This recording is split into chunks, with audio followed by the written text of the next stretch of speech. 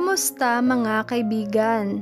Halina at ating pakinggan ang isang kwento na magbibigay sa atin ng inspirasyon, saya at kilig. Pero kung bago ka pa lang sa aking channel, pakiclick ang subscribe button, pati na rin ang bell icon para lagi kang updated sa parating pa na upload. Kanina pang nasa labas ng bahay si Tristan at nagdo-doorbell ngunit wala man lang pumapansin sa kanya. Wala ring magawa si Nanay Divina sa loob dahil alam nito kung gaano nasaktan ng anak. Karen, papasukin mo ko. Nay Divina, buksan niyo ang gate. Kinalampag pa nito ang gate ngunit wala pa rin nagtatangkang buksan iyon. Anak, mag-iisang oras na yan sa labas. Mukhang uulan pa naman oh. Hindi mo pa rin ba siya papapasukin? Tanong ni Nanay Divina kay Karen. Hayaan niyo po siya, Nay. Wala pa yan sa nararamdaman kong sakit. Wala akong pakialam kahit manigas pa siya sa labas. Pagmamatigas niya, ngunit hindi niya maiitanggi na nag-aalala siya para kay Tristan. Anak, kung wala kang pakialam sa kanya, tigilan mo na ang kakasilip dyan. Humiga ka na at matulog. Pabayaan mo na siyang maligo sa ulan. O ayan, bumagsak na nga malakas na ulan, matulog ka na. Pang-aasar nito sa kanya. Aalis din yan, pabayaan niyo siyang maligo sa ulan. Pakialam ko ba kung mga tog ang tuhod niya sa lamig? Saad niya. Tingnan mo nga yan sarili mo.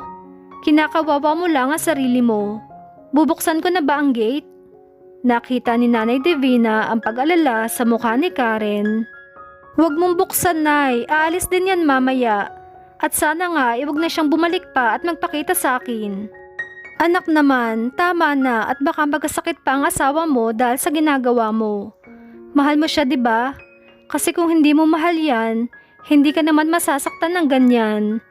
Pakinggan mo ang paliwanag niya at timbangin mo kung paniniwalaan mo ba siya o hindi. Ang mahalaga ay gusto niyang magpaliwanag sa'yo. Hindi pa rin sang-ayon si Karen na buksan ang gate. Nagtatampo pa rin siya dahil hindi ito sumipot sa graduation niya. Matutulog na po ako, Nay. Pabayaan niyo lang siya. Magsasawa rin yan at aalis. Mariin at seryosong tura niya. Kailangan mo pa rin pakinggan ang side niya. Huwag kang gumaya sa akin, anak. Sinuko lang ng basta-basta ang tatay mo. Hindi ko man lang siya pinakinggan at habang buhay ko yung pinagsisisihan. Marahan itong hinaplos ang buhok ni Karen. Ipaglaban mo ang ama ng anak mo. Lumaban ka dahil may karapatan ka. Huwag kang magpapapi sa kanila. Ipakita mo sa Diana na yan na matibay kayo ni Tristan at hindi niya kayo kayang buwagin. Hindi naman yan maliligo sa ulan kung hindi kanya mahal. Sobrang lakas ng ulan at talagang hindi pa rin umaalis si Tristan. Inutusan ni Karen ang katulong na buksan na ang gate at papasukin si Tristan. Nagpaalam na rin si Nanay Divina para pumunta sa sariling kwarto para makapag-usap ang mag-asawa ng masinsinan. Nakita pa niya si Tristan pagbaba na basang-basa sa ulan. Kumuha siya ng tuwalya saka binigay sa kanya. Anak, baka magkasakit ka niyan. Sige na, pumasok ka na sa kwarto mo para maligo ka at magbihis. Kinausap ko na si Karen na pakinggan niya ang mga paliwanag mo. Maraming salamat po, Nay. I'm sorry. Hindi ko talaga sinasadya na hindi makarating. Nasasaktan ako sa nangyayari, pero alam kong mas nasasaktan ang anak ninyo. At nasasaktan mo rin ako, Tristan. Kahit may saltik yan, mahal na mahal ko yan. Kaya ayoko nakikita siyang nasasaktan. Malungkot na sambit ni Nanay Divina. Patawarin niyo po ko, Nay. Sana mapatawad ako ni Karen. Okay na, Tristan. Maligo ka na bago ka pa magkasakit. Basang-basa ka pa naman ng ulan. Matutulog na ako para makapag-usap kayo ng maayos. Kung ano man na mapag-usapan nyo, labas na ako roon. Basta ang importante ay magkaayos kayong dalawa. Mabilis na nanligo si Tristan. Nagmamadali siyang magbihis dahil sa panlalamig na nararamdaman niya dulot ng ulan. Bumaba na si Karen sa kusina para ipagtimpla ng kape si Tristan at nang sa ganoon ay mainitan man lang ang tiyan nito kahit papaano. Ininit niya rin ang mga pagkain dahil alam niyang hindi pa ito naghahapunan. Galit siya dahil sa ginawa nitong hindi pag-attend sa graduation niya, pero ayaw niya naman itong magkasakit. Muling tumulo ang mga luha sa kanyang mata nang bumalik sa alaala ang mga sinabi ni Diana kanina. Nagulat na lamang siya nang biglang sumulpot si Tristan sa kanyang harap at binalot siya ng isang mahigpit na yakap. Tinulak niya lang ito at tinalikuran. Tapos ka na pala maligo. Maupo ka na at inumin mo na yung kape. Maghahanda lang ako ng hapunan para makakain ka na. I'm sorry, Karen. Hindi ko sinasadya na hindi makapunta kanina. Pinaghandaan ko naman. Nag-cancel ako ng mga meeting para lang masaksihan ang tagumpay mo dahil alam kong pangarap mo yun. Ganun ba, Tristan? Pero bakit hindi ka nakarating? Pinagmukha mo kung tanga kakahintay sa'yo. Dapat sinabi mo na lang na hindi ka makakarating dahil mas mahalaga sa'yo si Diana para hindi na ako umasa. Naiintindihan naman kita kung yan talaga ang gusto ng puso mo, pero wag mo naman akong paasahin. Wag mo naman ipamukha sa akin na tanga ako at walang kwenta dahil anak ko lang ang mahalaga sa'yo. Napahagulhol si Karen dahil sa sakit na nadarama niya. Karen, hindi totoo yan. Hindi totoo yung nasa isip mo. Pupuntahan kita dahil alam kong iyon ang pinakamasayang pangyayari sa buhay mo. Bakit hindi ka nakarating at bakit magkatabi kayo ni Diana sa kama? Napakasama mo, Tristan. Pareho lang kayong dalawa. Sunod-sunod na tumulo ang mga luha ni Karen. Nang hihinang napaupo siya sa sahig saka tinakpan ang mukha. Agad na lumapit si Tristan para alalayan siya, ngunit marahas niya itong itinulak palayo. Karen, I'm sorry. Paalis na sana ako sa opisina para puntahan ka pero tumawag bigla si Diana. Ang sabi niya sa akin ay nahulog siya sa hagdan at napilay ang kanyang paa. Nag-alala ako kasi kahit papaano ay naging magkaibigan kami. Dinala ko siya sa kwarto niya at naabutan ng wine na nakapatong sa kabilang table ng higaan. Bagong labas daw yon ng kanilang kumpanya na pinadala ng daddy niya galing Amerika. Gusto niyang malaman kung okay ba ang lasa, kaya pinatikim niya sa akin. Hindi naman ako makatanggi. Naramdaman ko na lang na nahihilo ako, kaya pinaupo niya ako sa kama. At pagkatapos nun, wala na akong maalala. Mahabang paliwanag ni Tristan. Paggising ko, mukha ni Diana ang bumungad sa akin. Nagmamadali akong tumayo at doon ko lang nakita na wala na akong suot na damit kahit isa. Karen, hindi ko sinasadya. Kung alam ko lang na niloloko ako ni Diana, sana hindi na ako pumunta. Hindi mapigilang mapaluhan ni Tristan habang nagpapaliwanag. Patawarin mo ako please. May nangyari ba sa inyo? Kasi ang sabi niya, magkatabi kayo. Wala akong alam, Karen. Nakatulog na ako. Hindi ko alam kung ano ang ginawa niya sa akin. Sabi mo wala kang damit, diba? Imposibleng wala siyang ginawa sa'yo. Nagsiselos ka ba? Nanlaki ang mga mata ni Karen. Wala sa sarili siyang napatayo at saka pinunasan ang mga luha. No, hindi ako nagsiselos. Galit lang ako dahil hindi ka naka-attend ng graduation ko. Napabuntong hininga si Tristan bago tumayo. Congratulations, Karen. Masaya ko na nakamit mo na ang pangarap mo.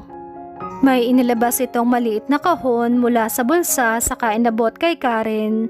Naguguluhan tinitigan niya lamang ang bagay na yun.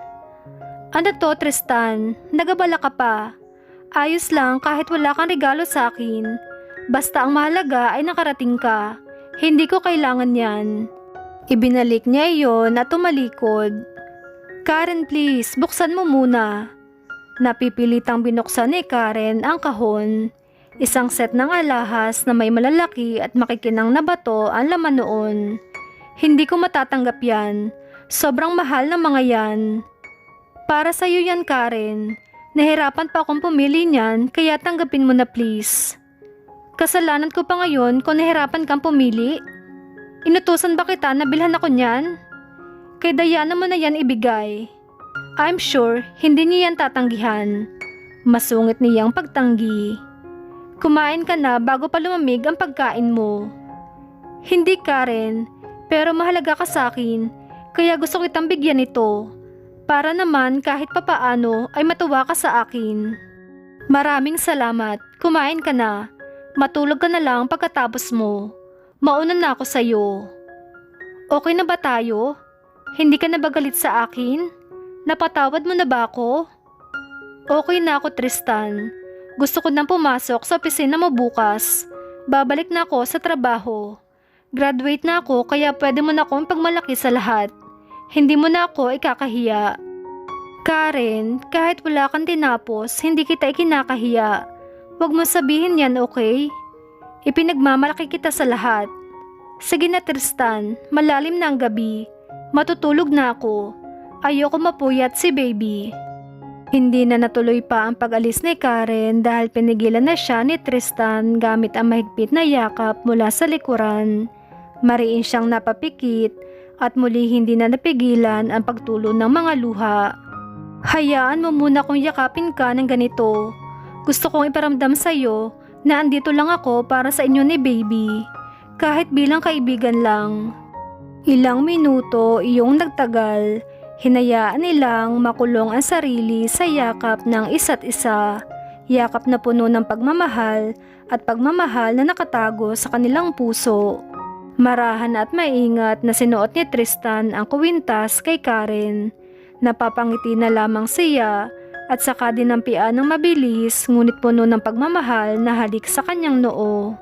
Maagang gumising si Karen para paghanda ng agahan si Tristan, ngunit nagulat siya nang makita ang hapag na puno ng pagkain. Wow, Ate Beth, sino po nagluto nito? Mukhang masarap. Kumuha siya ng kaunti mula sa ulam para tikman. Ang sarap po, Ate Beth. Si Sir Tristan na nagluto niyan, Karen. Sabi niya kasi, ay gusto kanya ipagluto kaya hinayaan ko na lang. Ganun po ba? Si nanay ba umalis na? Kumain ka na rin, Ate Beth. Maaga siyang umalis kasama ang driver. Si Beth ang kasama ni Karen sa bahay. Ito ang nag-aasikaso sa lahat. Tagaluto, tagalinis at tagalaba. Mabait naman ito at mapagkakatiwalaan kaya magaan ang loob niyang kausapin ito. Sige Ate Beth, ako na po ang bahala rito. Kumain ka na rin po. Maya-maya lang ay nasa kusina na rin si Tristan. Gising ka na pala. Good morning. Lumapit ito kay Karen saka siya hinalikan sa labi. Bahagyang namilog ang mata ni Karen dahil sa ginawa nito. Umupo ka na para sabay na tayong kumain. Good morning Tristan, bati niya. Marunong ka palang magluto. Ikaw ba nagluto nito? Hindi mo sinabi sa akin na marunong ka pala. Maaga ako naulila ng mga magulang ko kaya natuto ako magluto. Turan nito saka naupo. Sige na, kumain ka na. Sumabay ka na sa akin papuntang opisina. Natuwa si Tristan dahil nakita niyang sarap na sarap si Karen sa kanyang niluto. Pagkatapos nilang kumain ay dumiretso na sila sa kwarto para maligo at magbihis. Sabay silang pumasok sa opisina at agad na nag-init ang dugo ni Karen nang makita ang pagmumukha ni Diana. Pinagsakop ni Tristan ang kamay nila para pakalmahin siya. Anong ginagawa mo dito? Malinaw ang sinabi ko sa iyo na huwag mo na akong lalapitan. Ayaw na kitang makita. Tristan, hindi ko kaya. Gusto kitang makausap. Paano naman ako? Paano kung nagbunga ang ginawa natin kagabi? Paano kung mabuntis ako? Lalong nag-iinit ang ulo ni Karen nang marinig ang mga sinabi nito. Hindi pa man siya nakakakilos ay pinigilan na siya ni Tristan dahil baka sakmalin niya ito ng bigla. Huwag mo nang patulan. Pumasok ka na sa opisina. Ako nang bahala sa kanya. Mahinahong bulong nito sa kanya, ngunit hindi niya iyon pinansin. Hindi Tristan, hindi ko mapapalagpas ang ginawa ng babaeng ito. Ang kapal ng mukha niya para magpakita sa akin. Bakit Karen? Hindi mo pa rin ba hihiwalayan si Tristan kahit nalaman mo na may nangyari sa amin? Matunog siyang umisi. Bakit? Akala mo ba papayagan pa kita na makalapit ka ulit sa asawa ko? Pagkatapos ng ginawa mong pagsisinungaling? Wala ka na ba talagang natitirang hiya dyan sa katawan mo? Puro kakatihan na lang ang dumadaloy dyan sa dugo mo. Naglakad papalapit si Diana kaya hinigpitan ni Tristan ang pagkakahawak sa kanyang kamay. At ikaw, sino ka ba sa buhay niya? Kontrata ka lang, hindi ka mahal ni Tristan. Anak mo lang naman ang kailangan niya sa'yo. Pero mukhang hindi na niya kakailanganin pa ang anak mo dahil sa oras na mabuntis ako, ito na ang priority niya. Pareho kayo ng anak mo na walang kwenta. Diana, ano bang pinagsasabi mo? Hindi mo ba nakikita na marami nakakarinig sa'yo? Huwag kang mag-iskandalo rito. Nahihiya ka? Nahihiya ka na anak lang ang kailangan mo sa babaeng yan at pagkatapos ay iiwan mo lang siya? Nanguuyam na tanong niya. Tristan, tama na. Sabihin mo ng totoo na anak lang ang kailangan mo sa kanya. Binalot ng inis si Tristan kaya pinanisikan niya ito ng mata. Shut up, Diana. Umalis ka na. Wala kang karapatang ipagkalat ang mga pinag-usapan naming mag-asawa at wala akong obligasyon sa'yo. Ikaw ang gumawa ng paraan para makalapit ka sa akin kahit na iniiwasan na kita at ayaw kitang makita. Tristan, hindi ako papayag sa gusto mo, lalo na ngayon may nangyari sa atin. Lumipad ang palad ni Karen sa kaliwang pisngin ni Diana. Hindi niya napigilan pa ang sarili dahil sa kaibangan ng babaeng ito. Baka sanggulat sa mukha nito dahil sa bahagyang nakaawang na labi, ngunit mabilis ding nakabalik at akmang gaganti pa sana, pero nasalo ni Karen ang kamay nito. Hindi ko hahayaang dumampi ang kamay mo sa mukha ko. Ang kapal na mukha mo, Diana.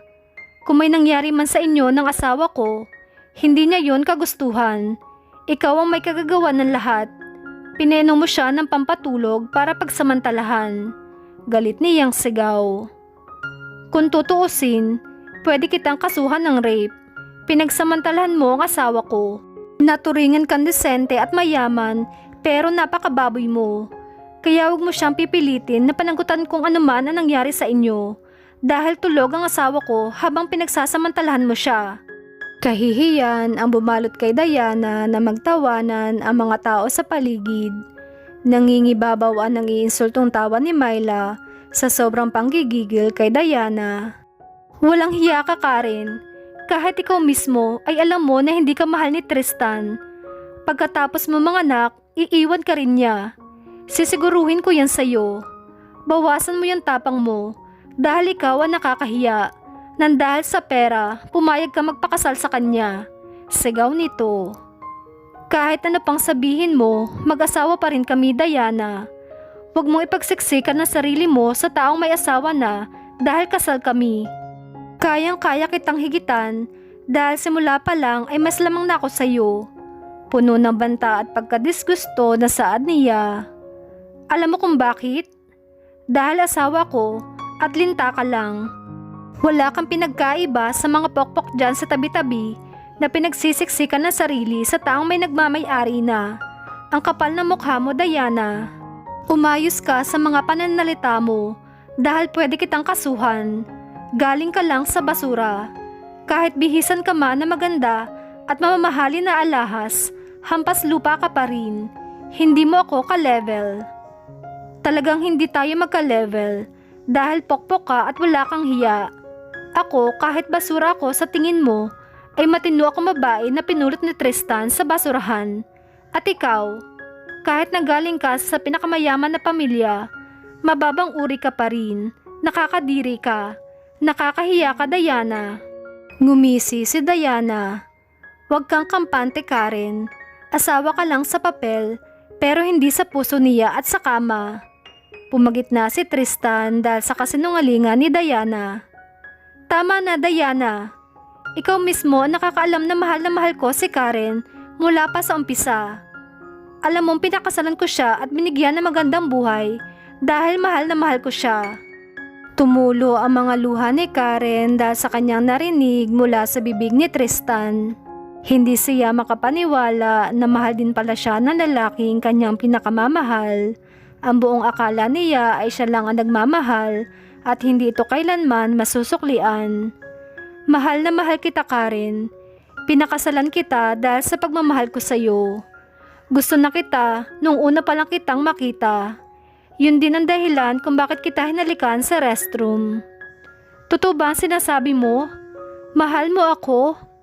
Paano ako maniniwala sa'yo? Marahang hinawakan ni Tristan ang kanyang mukha saka malamyos itong hinalikan sa labi. Umani sila ng palakpakan sa paligid dahil sa nasaksihan. Kahit si Myla ay napaiyak sa sobrang tuwa. Nakawala ang mumunting luha mula sa kanyang mata dahil sa galak na nararamdaman. Bakit ka umiiyak? Hindi ka ba masaya? Nag-aalalang tanong ni Tristan kay Karen. Sobrang saya ko kaya ako napaluha. Ang akala ko ako lang ang nagmamahal sa'yo. Mahal na mahal din kita, Tristan. At sobra ako nasaktan sa nangyari kahapon. Niyakap siya ng mahigpit ni Tristan. I'm sorry, Karen. Hindi na ako papayag na masaktan ka pa ulit ni Diana. Poprotektahan ko kayo ng anak ko. Saan nito? Pero paano ang kontrata natin? Tanong niya nang maalala ang tungkol sa kanilang usapan. Walang kontrata. Drama ko lang talaga ang lahat. Alam ko naman na hindi mo ako papakasalan kung wala nun. Nilapit nito ang bibig sa kanyang tenga para bumulong. Kay tagal ko nagtiis na hindi ka mahalikan at mayakap ng ganito. Hindi man lang kita makatabi sa kama. Natawa si Karen dahil sa sinabi nito. Ginawaran niya ito ng mabilis na halik dahilan para masaktan ng sobra ang babaeng kanina patahimik na lumuluha habang pinapanood sila. Hindi na nakatiis pa si Diana at tumakbo ito palabas ng gusali habang humahagulhol. Bumalik na rin ang lahat sa kani-kanyang trabaho matapos ang masayang pag-aaminan nila. Malawak ang ngiti na lumapit si Myla kay Karen saka siya sinalubong ng yakap. Masaya ako para sa inyo ni Sir Tristan, Karen.